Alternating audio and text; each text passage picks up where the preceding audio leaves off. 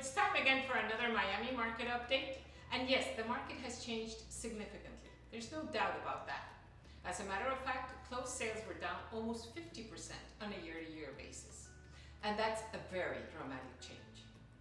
Now, as we can see here also, inventories have increased. But the important fact here is inventories remain low. In fact, they're very much in line with what we saw a year ago.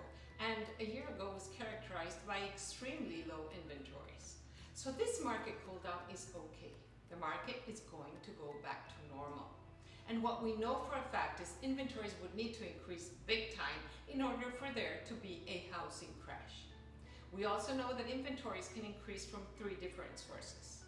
Number one, directly from sellers. We're still not seeing a lot of sellers put their properties on the market. Plus, keep in mind, a lot of sellers refinanced at great rates. They are not planning to move anytime soon. Number two, the amount of foreclosures. That's another heading that we're seeing. And yes, the amount of foreclosures has increased, but we need to keep it in perspective. Foreclosures are still at a very low level. The big jump that we saw this year, that we've seen so far, is impacted by the fact that there was a moratorium due to COVID, which kept foreclosures at bay. And now, as these guidelines have been lifted, we do see a jump, but again, not at a rate that is going to have a huge impact on inventories. Plus, keep in mind, lending standards continue to be very strict, and this goes hand in hand with the amount of foreclosures. Now, the third reason we could see inventories rise, of course, is building.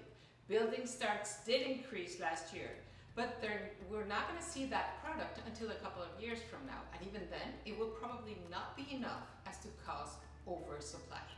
Now, here in Miami, there's also two other factors that are likely to keep us from a housing crash. One is the fact that more and more companies continue to move to South Florida.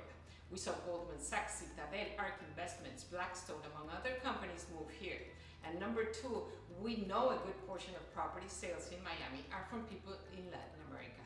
And travel from Latin America has been restricted during the past years because of COVID. As restrictions have eased, we're going to see more Latin Americans here. And of course, some of them will purchase.